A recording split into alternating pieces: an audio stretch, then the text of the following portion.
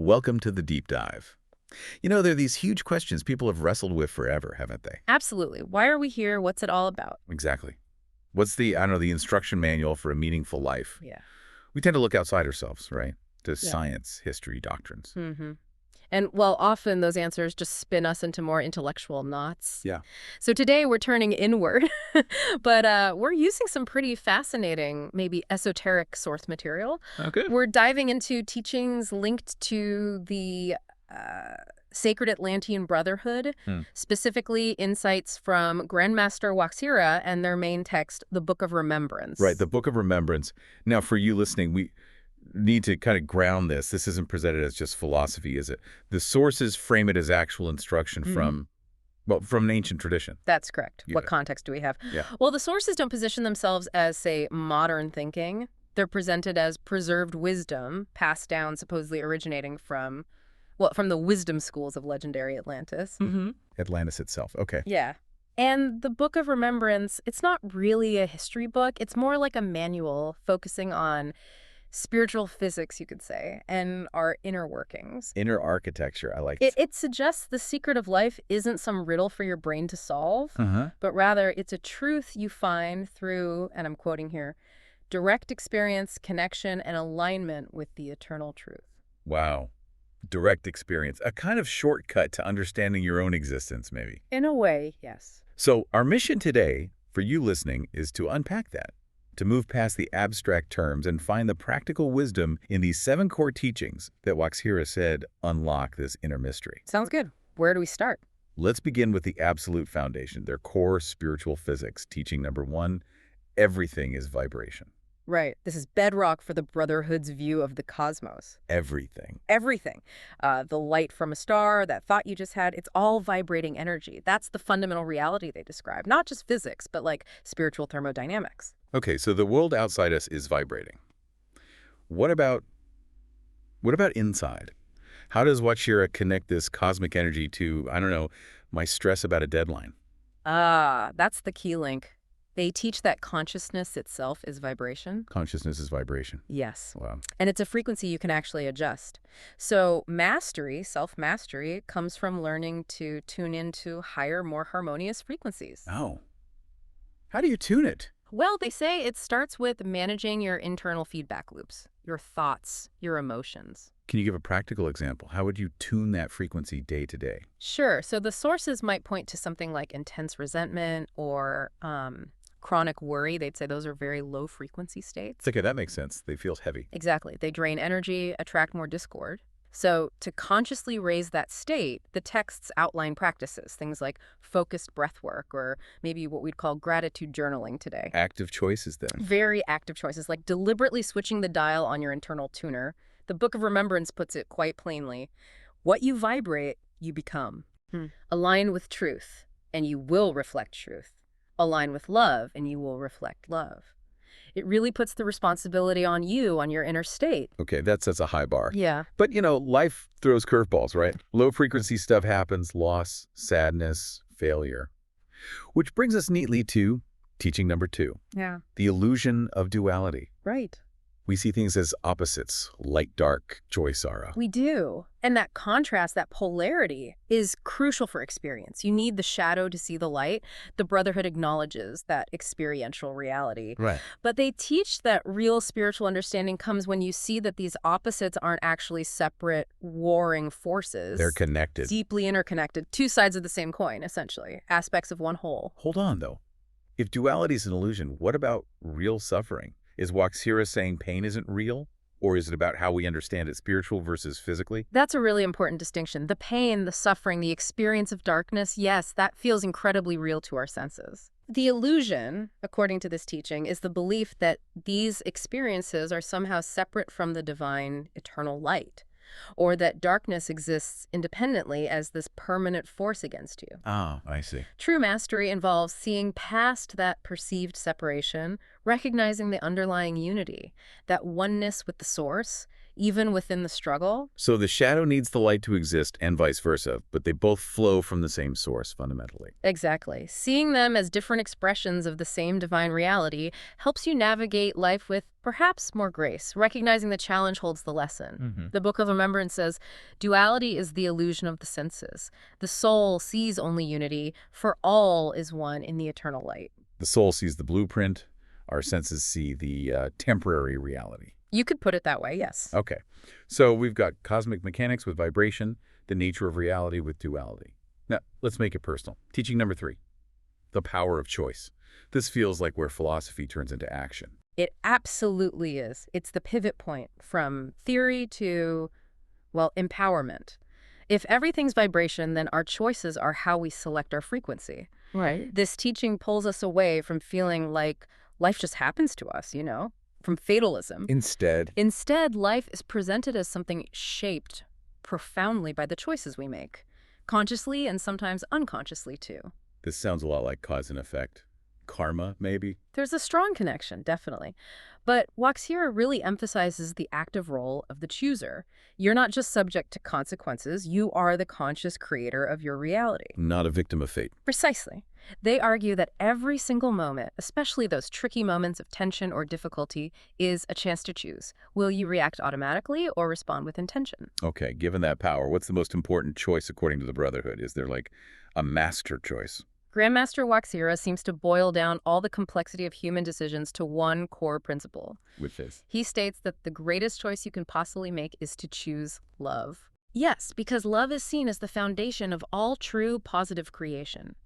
Choosing love in this context means choosing the highest possible vibration you can access in that moment. Regardless of what's happening outside. Regardless of the external circumstances, it's about choosing to respond from that place of unity we talked about, not from separation or fear. That's quite a challenge for everyday life, isn't it? It certainly is. Okay, so if we're constantly choosing, creating our reality, we also have to deal with the fact that things change, things end.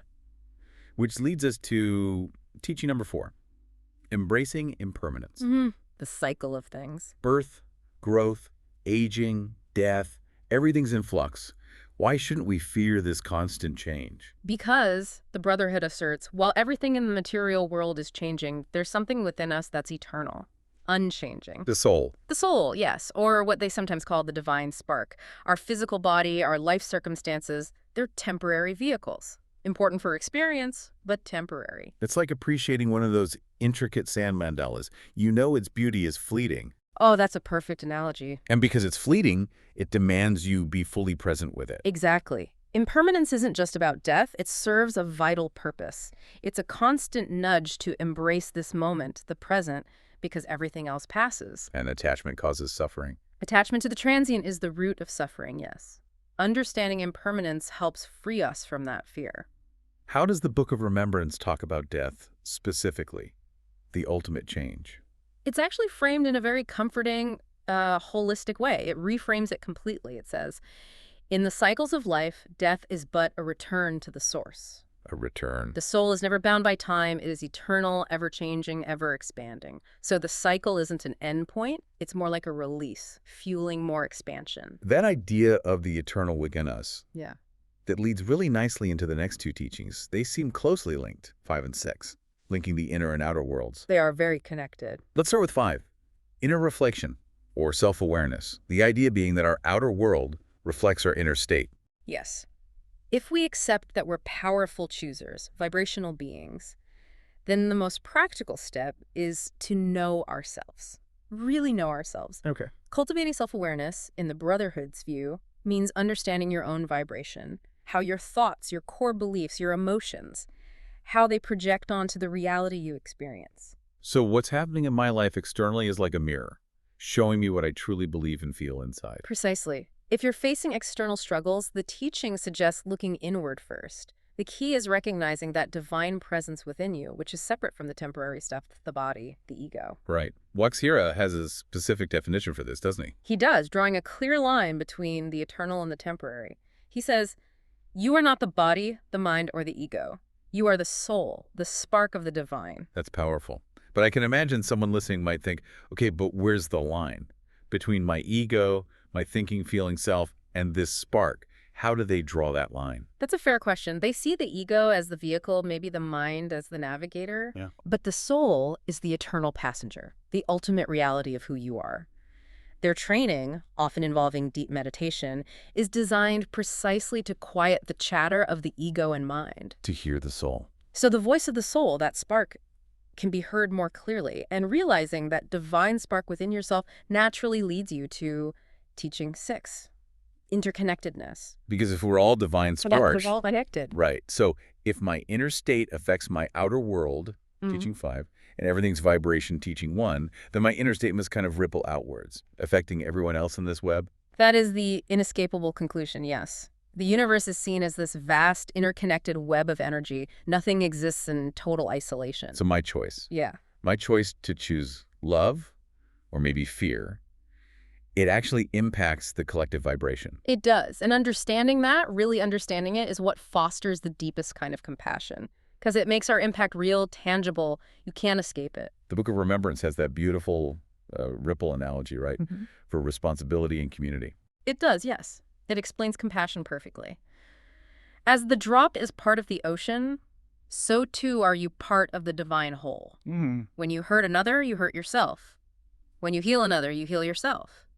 It makes self-care and caring for others basically the same act. Inseparable. A mandate for kindness, really. A practical mandate for universal kindness, exactly. Which brings us around to the final teaching, the one that seems to tie everything together. Teaching number 7, the highest force, love. Ah, yes. The capstone. If vibration, unity, choice, connection, if they all have a master key, this feels like it. It is presented as the central mystery, but like you said earlier about choice, love here isn't just, a fuzzy emotion. This is more fundamental. Much more. It's defined as the creative force, the highest cosmic energy, the actual fabric of existence flowing through absolutely everything, every particle. So choosing love, like Waxiera said, is literally choosing to align with the highest frequency possible. Exactly. Aligning with the fundamental nature of the cosmos. So living in alignment with love, that's basically living in harmony with the universe itself. Yeah. It's the ultimate practical application of everything we've discussed. It synthesizes it all, doesn't it? It helps yeah. you see the unity beyond duality. Mhm. It guides your power of choice. It keeps you resonating at the highest vibration possible. And it reinforces that interconnectedness. Healing others heals yourself. Grandmaster Waxiera's final word on it really summarizes the whole framework. Love is the highest vibration. Right. And to align with love is to align with the truth of the cosmos. It is the essence of creation and the key to unlocking your highest potential. Wow. Okay, so if we boil these 7 principles down for everyone listening, the core message seems to be stop searching frantically outside yourself for the secret. Stop looking out there. Start finding it in here. It's entirely an internal journey, an internal discovery. The knowledge that they suggest is already within you. The whole system is about understanding we're connected. Deeply connected. That we're powerful creators through our vibration and choices. And that love is the ultimate glue, the force that makes it all coherent.